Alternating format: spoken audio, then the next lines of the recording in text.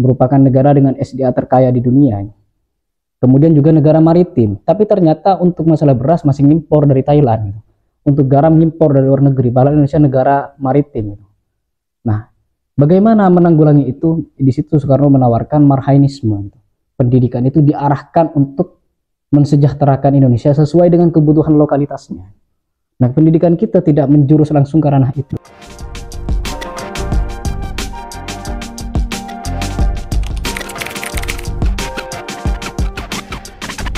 Salam sejahtera untuk semua, jumpa lagi dengan channel Iman Nalar. Pada sesi kali ini saya hendak mengupas mengapa pendidikan itu tidak penting. Ya sebenarnya wacana demikian sudah cukup lama diperbincangkan, tetapi ada beberapa hal yang masih luput dari perhatian terkait kenapa pendidikan kita belum juga maju-maju gitu. Misalkan orang yang berprestasi di sekolah bukan jaminan ketika dia lulus dari sekolah atau lulus dari kuliah dia akan sukses. Dan sering kali kita temukan hal-hal demikian. Mengapa bisa demikian? Nah, sebelumnya kita harus cross check. Yang tujuan dari pendidikan itu kan mencerdaskan kehidupan berbangsa. Yang itu merupakan amanat UUD 1945. Tetapi kalau berbicara kecerdasan, apa saja kecerdasan? Itu yang perlu diklarifikasi ulang. Kalau mengutip Yasraf Amir Piliang dan Audifax di bukunya Kecerdasan Semiotik Melampaui Dialektika dan Fenomena yang diterbitkan oleh penerbit Cantrik di Yogyakarta 2017, ada setidaknya 8 kecerdasan. Pertama, kecerdasan logis matematis, kecerdasan berpikir masuk akal, berpikir logis, dan berpikir matematis. Jadi arahnya ini lebih ke, gampangnya ya secara umum, pemahaman kita terhadap ilmu-ilmu eksak gitu. Dan secara umum pemahaman kita terhadap materi di sekolah dan kuliah itu kecerdasan logis matematis. Kemudian ada kecerdasan linguistik, kecerdasan berbahasa baik lisan maupun tulisan. Nah, sistem pendidikan kita dari SD sampai perguruan tinggi S3 yang dikembangkan dari kecerdasan kita itu hanya 2 ini, kecerdasan logis matematis dan kecerdasan linguistik. Saat kita di sekolah, tolok ukur cerdasnya itu seberapa mampu memahami materi dan seberapa mampu menjawab soal-soal ujian. Seakan-akan kecerdasan hanya itu. Ketika masuk kuliah ditambahkan satu kecerdasan, yaitu kecerdasan berbahasa, kecerdasan linguistik. Padahal masih tersisa 6 kecerdasan yang tidak kalah vitalnya sumbangsihnya terhadap peradaban, terhadap kehidupan. Misalkan kecerdasan yang berikutnya, kecerdasan musikal, kecerdasan di bidang musik, baik berupa bersuara, tarik suara, ataupun kecerdasan memainkan alat musik. Ini juga penting karena itu termasuk seni. Nah, seni sendiri secara umum, kata Patricia Aburden dan John Naisbitt, sains dan teknologi itu tidak mengajari kita arti hidup. Justru arti hidup kita dapatkan dari seni, spiritualitas, dan kebudayaan.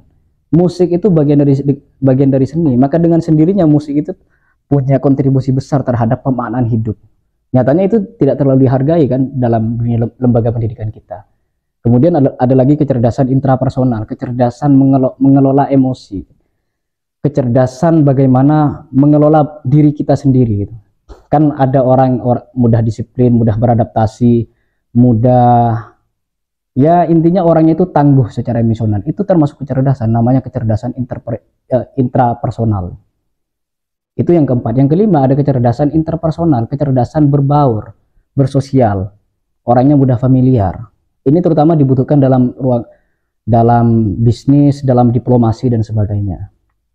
Berikutnya lagi ada kecerdasan kecerdasan visual spasial, kecerdasan imajinatif tentang suatu hal kemudian dituangkan dalam bentuk karya.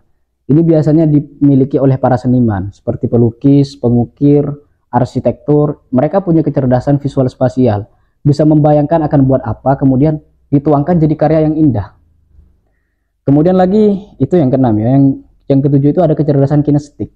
Ya bagaimana menggerakkan tubuh secara akurat gitu. Biasanya ini dimiliki oleh olahragawan, atletik. Mereka kan orang-orang misalkan yang hebat di dunia bola tanpa belajar bola, mereka ketika bermain bola langsung hebat gitu. Mudah memahami bagaimana teknik main bola itu. Itu termasuk kecerdasan, namanya kecerdasan kinestik. Dan yang terakhir itu kecerdasan naturalis, kepekaan terhadap alam.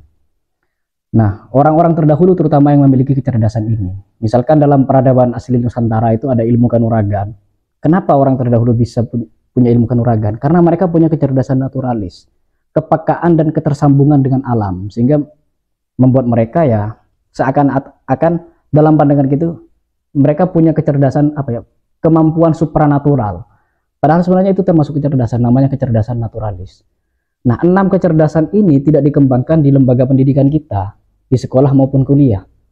Akhirnya, secara tidak langsung, kalau meminjam analisanya Yasraf dan Audifax itu di buku yang saya kutip tadi, terjadi cultural quotient gitu, rata kultural. Bahwa orang itu kalau dianggap normal, dia harus punya standar kecerdasan logis matematis dan linguistik. Artinya, orang sekarang kalau dianggap normal harus bisa membaca, menulis, dan menghitung. Seakan-akan kecerdasan hanya itu. Padahal masih banyak kecerdasan. Misalkan orang punya kemampuan lokomotif misalkan, bukan lokomotif ya, kemampuan otomotif itu.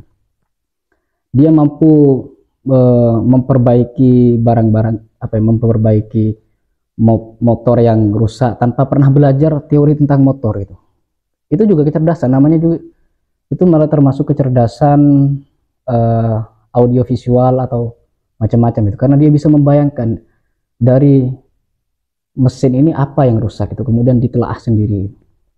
Nah, itu sih terutama kenapa pendidikan kita tidak maju-maju, karena kecerdasan yang dikembangkan hanya 2 gitu. 6 kecerdasan lainnya tidak dikembangkan. Kemudian lagi yang terakhir itu, dari sekian banyak faktor kenapa pendidikan kita tidak maju-maju, pendidikan kita itu materinya tidak mengarah langsung ke kebutuhan lokalitas kita. Misalkan anak desa diajari IPA, IPA-nya Sir Isaac Newton gitu. Apa hubungannya itu fisika Newton dengan lokalitas Indonesia? Terlalu jauh gitu. Makanya jauh-jauh hari itu Soekarno itu menggagas ideologi marhainisme. Yang gampangnya itu bagaimana pendidikan itu diarahkan memberdayakan masyarakat agraria Indonesia dalam memaksimalkan pertaniannya. Kita kan tidak bisa memungkiri betapa Indonesia itu negara agraris. Ada banyak lahannya sangat kaya, merupakan negara dengan SDA terkaya di dunia. Kemudian juga negara maritim, tapi ternyata untuk masalah beras masih impor dari Thailand, untuk garam impor dari luar negeri, padahal Indonesia negara maritim. Nah, bagaimana menanggulangi itu? Di situ Soekarno menawarkan marhainisme. Pendidikan itu diarahkan untuk mensejahterakan Indonesia sesuai dengan kebutuhan lokalitasnya. Nah, pendidikan kita tidak menjurus langsung ke ranah itu.